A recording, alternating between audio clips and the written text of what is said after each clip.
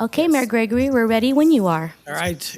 Good afternoon, everyone. It is Wednesday, February 11th, 2026. I'd like to call the study session of the Cathedral City Council to order, and we will start with a roll call.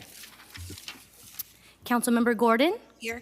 Councilmember Ross? Here. Councilmember Lamb? Here. Mayor Pro Tem Gutierrez? Here. Mayor Gregory? Here. The next item is agenda finalization. Are there any changes to the agenda? Yes, Mayor. The closed session item A is going to be continued to the next meeting, Is the full item going to be continued or just part of it? the full item. All right. Thank you. Any other changes? Council, good? All right. We'll go on to public comments. This is the opportunity for members of the public to make comments on items that are not on the agenda.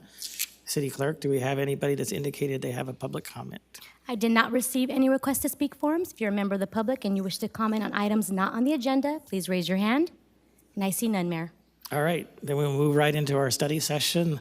The first and only item on our study session tonight is a presentation from Sunline. City Manager, would you like to do an introduction?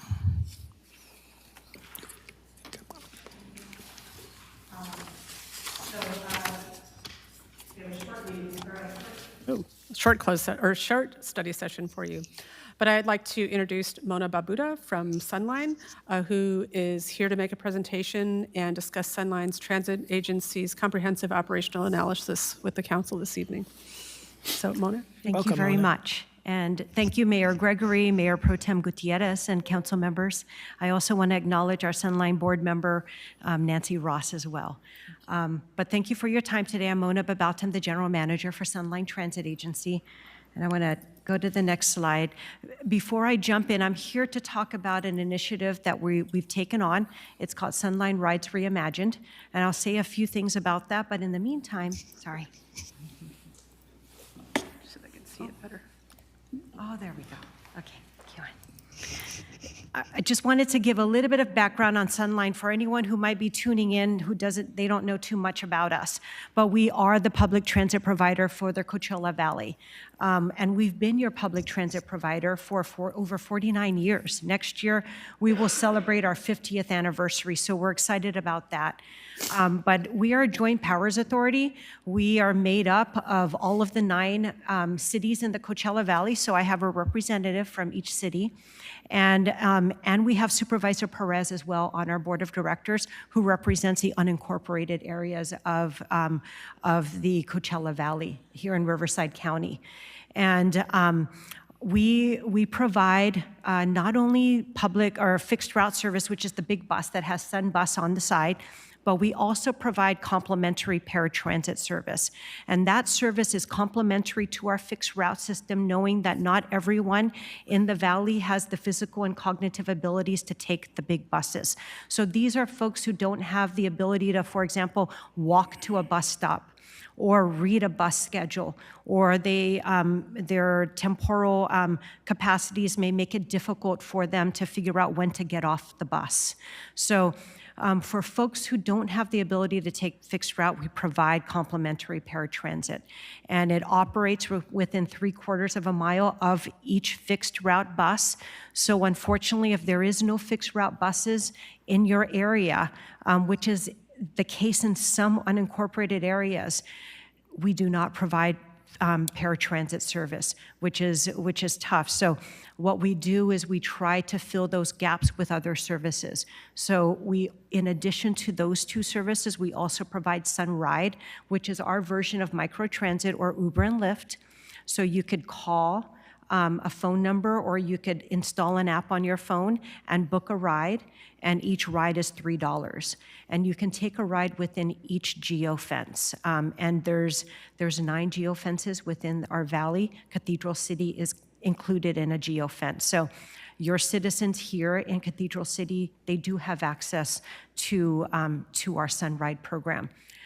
And in addition to that, we also subsidize taxi service. So in addition to being the public transit provider for the Valley, we are also the taxi regulator for all the taxis in the Valley.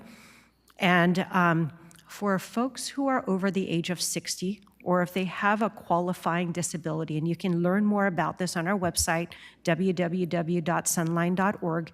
You can see if you're eligible for a subsidized taxi program. It is actually a very good program. Not a lot of transit agencies offer this benefit, but anyone here in the Valley who, again, age 60 or a qualifying disability can get their taxi ride subsidized each month up to $75. So for every dollar a citizen will put into, a qualified citizen will put into their ride, we will subsidize it or match it up to $75. So for a total of $150 worth of rides within a month, we will subsidize.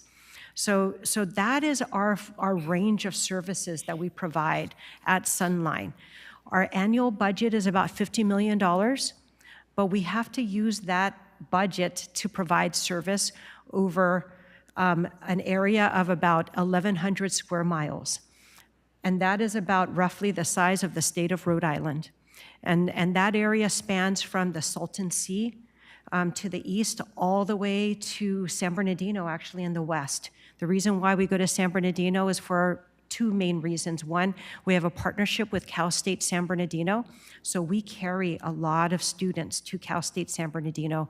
Our bus that departs from Indio at about 5:30 in the morning is packed. They're packed with kids. And then we also provide service to downtown San Bernardino, where we connect with Metrolink and other transit providers like Omnitrans and also Riverside Transit Agency. We do connect with them along that Route 10 that goes to San Bernardino. So we provide local service in addition to regional service. And it's important that we provide that service to ensure that there's connectivity for everyone here in the Valley, not only within the Valley, but throughout the Southern California region for various reasons. We carry about 3 million passengers every single year. And about 15% of those passengers are actually kids who go to high school. So we provide focused service that helps kids get to and from high school every single day. And a lot of parents depend on us to make sure their kids get to school every single day. So that's a little bit about Sunline as the local transit provider and regional transit provider.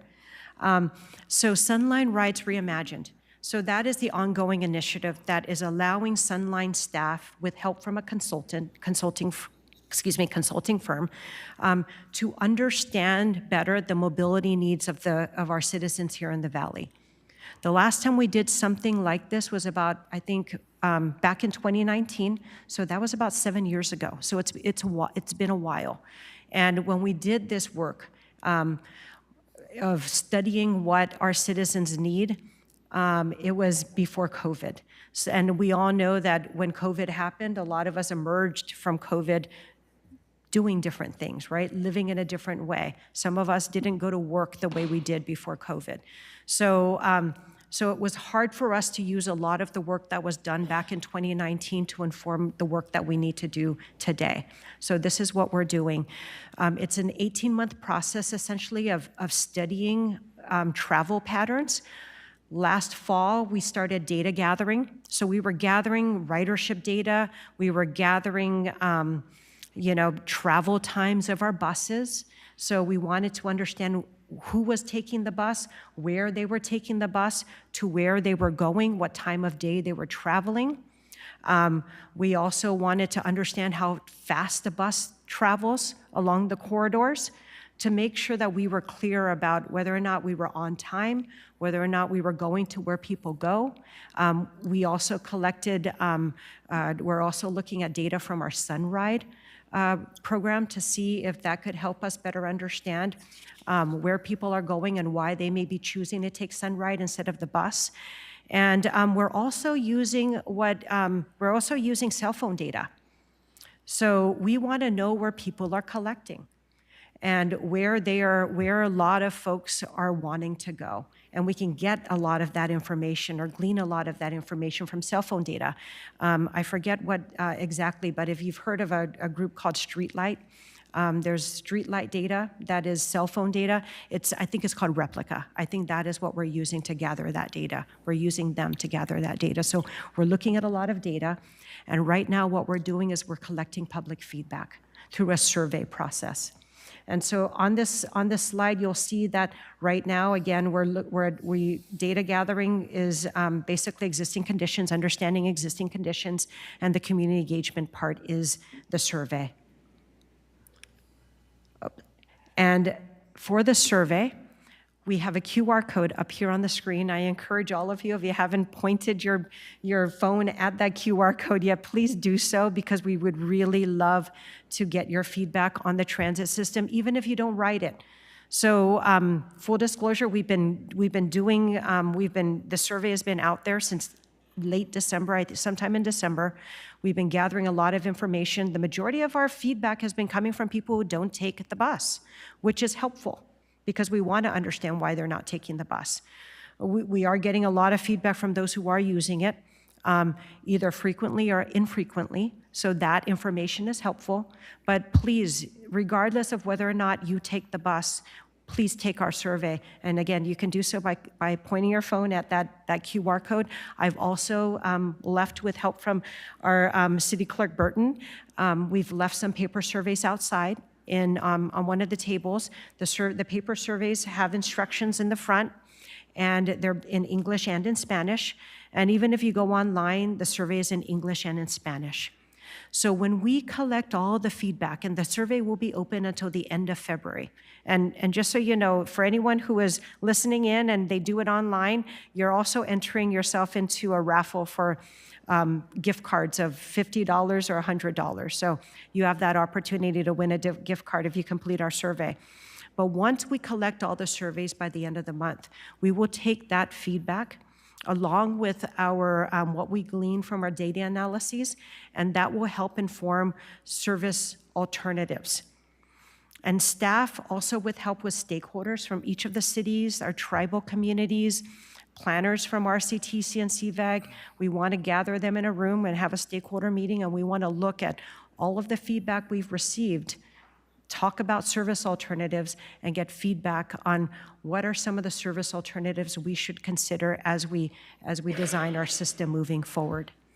And then once we have a better idea of what service alternatives we should be keeping in mind, we are going to create service scenarios in the form of two maps that will basically allow the board to consider what our transit system would look like if it was more ridership focused, meaning our buses would run in primarily the denser areas of the valley, or where jobs are, where retail primarily happens, where there's more people collecting together, focusing more of the service there to maximize ridership. The other scenario will reflect what we call coverage-based system, meaning the buses will go throughout the valley to the far reaches of the valley. And because of that, because of our limited resources and our fiscal constraints, you probably won't see the bus as often as you would if they were more focused in a smaller footprint. So those are basically the two scenarios the board will be looking at later this spring or early summer. They will give us our feedback, and around that time, we will also do another round of public engagement. We will go out into the public, share those maps, and ask for feedback. Once we get all the feedback from the board and from the public, we are going to then ask the board to pick one. And from there, we will take that scenario and put it into a final report. And in the final report, we will also provide another, what we call growth scenario, that will define options, such as other mobility options like elevated transit in the form of rail, something like that, that we could consider. We've been hearing that rumor. Oh, it's an option. It's something a concept. about Disneyland or something, I don't know. Or it could be something else. There's all kinds of looks and feels of, I mean, I'm sure some of us have gone up to the Bay and we've seen BART. That's a form of elevated rail. If you go to some other areas where they have what they call like a people move, even out of SFO, there's a rail line that will go around the different terminals. So that's another example of elevated rail. So there's all kinds of looks to elevated rail, but that is an option, right? If we ever get to a point where the valley's growth hits the millions, multiple millions, and it gets harder for buses to move those millions of people around the valley, then we need to start looking at other options potentially that will get us to move people a lot quicker on a dedicated right-of-way out of traffic. And so then we build more capacity into our rights of way. So that is essentially the other option that will be in the final report that the board will be asked to take action on towards the end of this year. So that is basically an overview of this process that Sunline is undertaking. It's a process that involves reimagining our transit system and setting us up, quite frankly, for the next 50 years. So by the time we take action on this final report, we will be done with our 49th year of service and entering our 50th, and we'll be better informed in terms of making service changes until such time that we go through this process again. And so with that, Mr. Mayor, Mayor Pro Tem, and council members, that's the end of my presentation. I'm happy to answer any other questions. Thank you so much for sharing what you're doing and for your forward-looking methods that you're hoping to employ. I wanted to start with Councilmember Ross, if she had anything to add, since she is our designated Sunline agency member. Absolutely. I want to start by just saying thank you. Just thank you, not just today, but in your everyday work. You really are a go-getter, and it means a great deal. The success that comes from that means a great deal to the whole valley. You hire well, you train well, you elevate well. See, you're elevating already. So we appreciate that very much about you. One of the things I can say about Mona is she's a straight shooter. You can almost see her face when she's telling you something that you don't want to hear, and she knows you don't want to hear it. But she's honest and she speaks her mind. And that's really what we need in a big agency such as a transit agency, our only big transit agency. So thank you so much for your service. Thank you. Thank you for the kind words. All right, thank you. Other council? Mayor Pro Tem. I just have a question. Sure. Thank you for your presentation.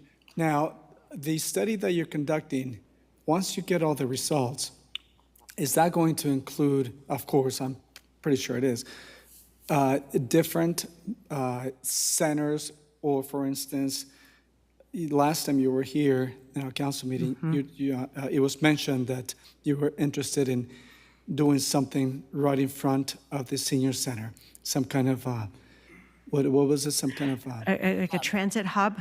Correct. Yes. And so that's going to be part of the study as well? So as we consider where routes should go, we're going to also define where the routes should stop and key transit centers where there could be transfers between routes. Because not all of our routes will go exactly where people want to go, and at some point, they may need to get off the bus and get on another bus to get to exactly where they want to end up. So yes, this whole effort will also involve taking a close look at where our stops will be located. And we want to make sure that we're spacing them out so that, you know, we can properly provide amenities and make sure that they're safe, make sure that we're not stopping the bus too much, because that just extends out the travel time as well. So there's just a lot of things. We will be looking at that along with other things as well. Yeah. And those hubs, once, let's say, one is chosen to be here in Cathedral City somewhere, then that will come up to City Council for evaluation. We certainly would come back to the city. I mean, there's permitting that we'd have to go through. We want to make sure that we engage city staff. We don't ever operate in a vacuum.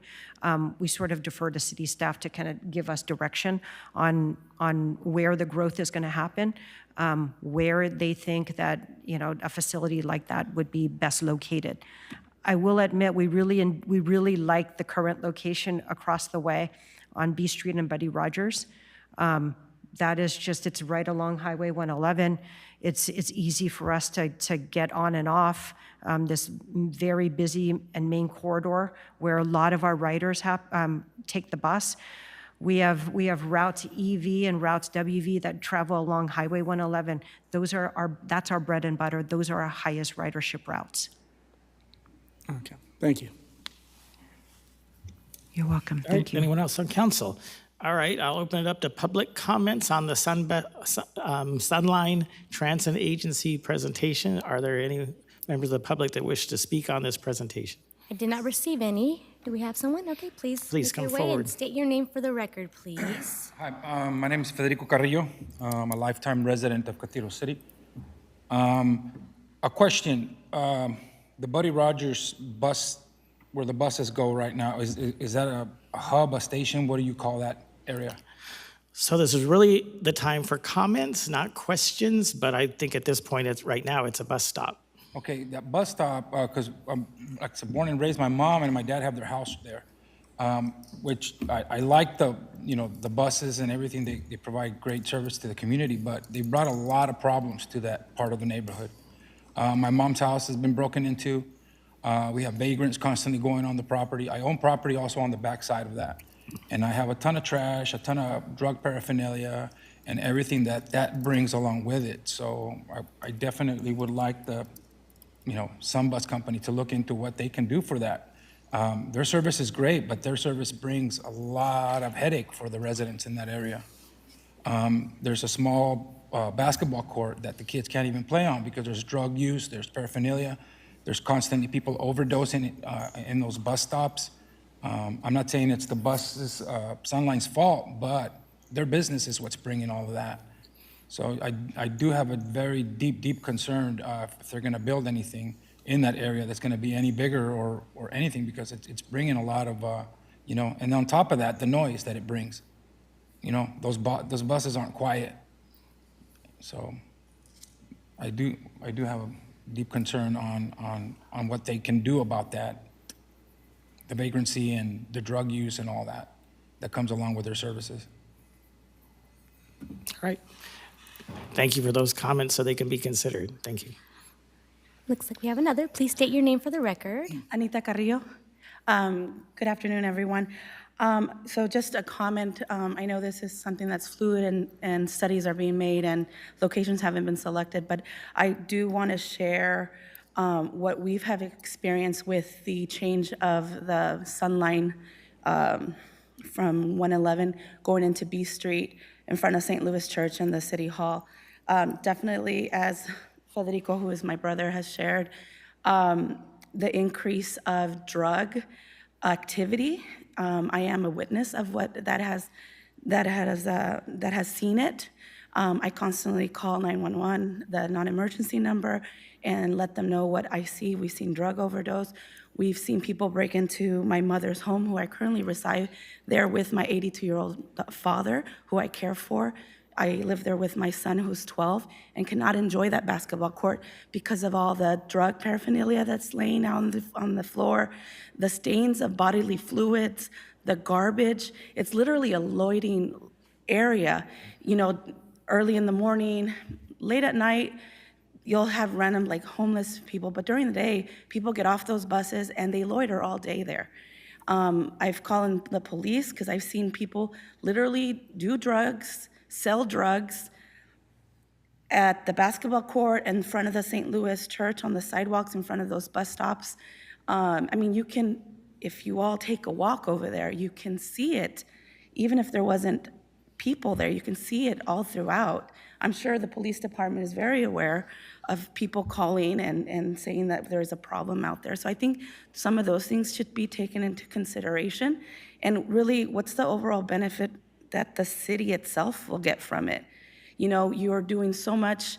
I've seen so much growth in the last 40 years. I grew up on the corner of B Street in Van Fleet, when it was a full residential neighborhood.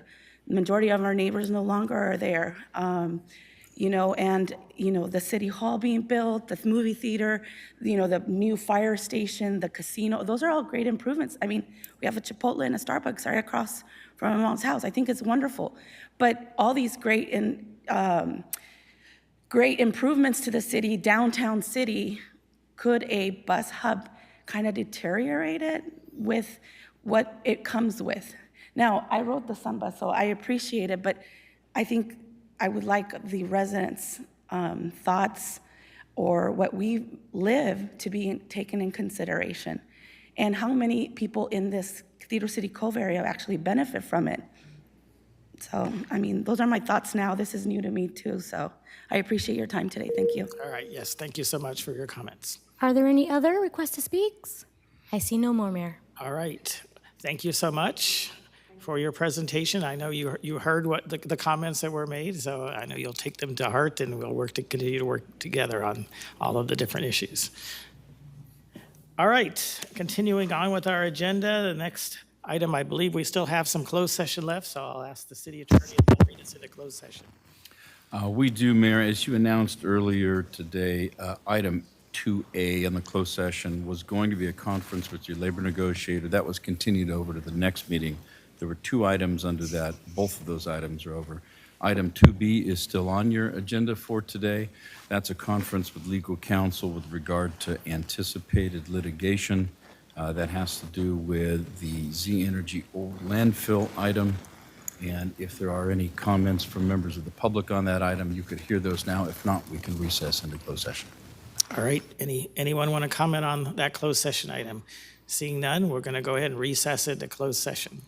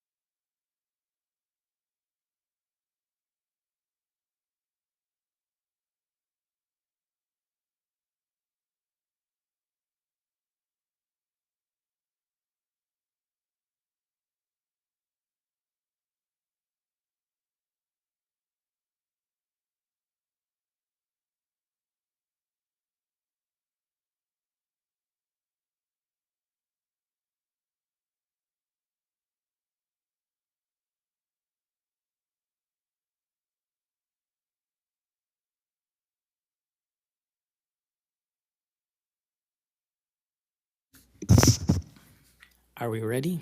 Yes. All right, we're going back into our study session out of closed session. I'll ask the city attorney if he could please read us out of closed session. I'll be happy to do that, Mayor. Just a reminder again, item A, which was labor negotiations, was continued over to the next meeting, so we did not meet on that item in closed session today. We did meet with regard to item 3B on the agenda. That was a conference with legal counsel with regard to one item of anticipated litigation. You had a briefing from city attorney's office on that matter.